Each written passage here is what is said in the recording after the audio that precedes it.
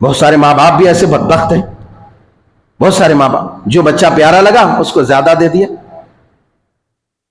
جو بچہ اچھا لگا، جو زیادہ کھلاتا پلاتا، جو زیادہ کما کے دیتا ہے جائیداد میں حصہ اس کو زیادہ دے دیتا۔ یہ سراسر ظلم ہے، ظلم ہے، ظلم ہے۔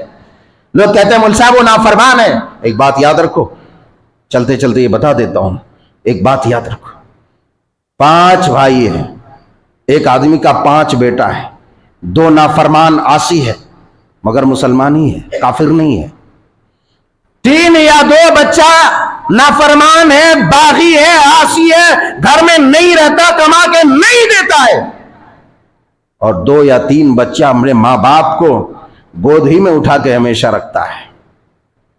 ماں باپ کو یہ حق حاصل نہیں ہے کہ جو اسے گود میں اٹھا کے رکھتا ہے انہیں جائیداد میں ان کو زیادہ حصہ دے وراثت بانٹتے وقت۔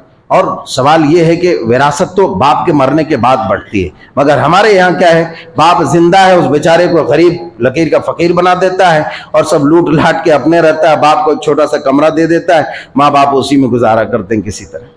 مگر یہ کہ اگر کوئی ماں باپ، اس لیے شریعت نے یہ کہا کہ اپنے جو وراثت کے مستحق ہیں ان کو وصیت نہیں کیا جا سکتا۔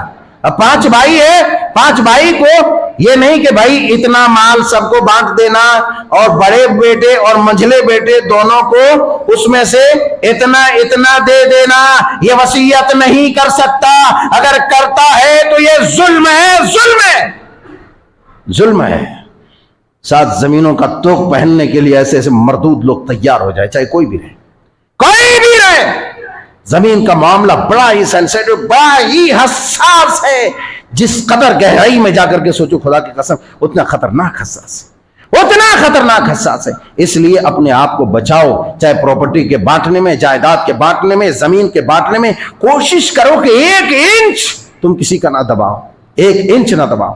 ایک عورت نے حضرت سعید بن زید رضی اللہ تعالیٰ عنہ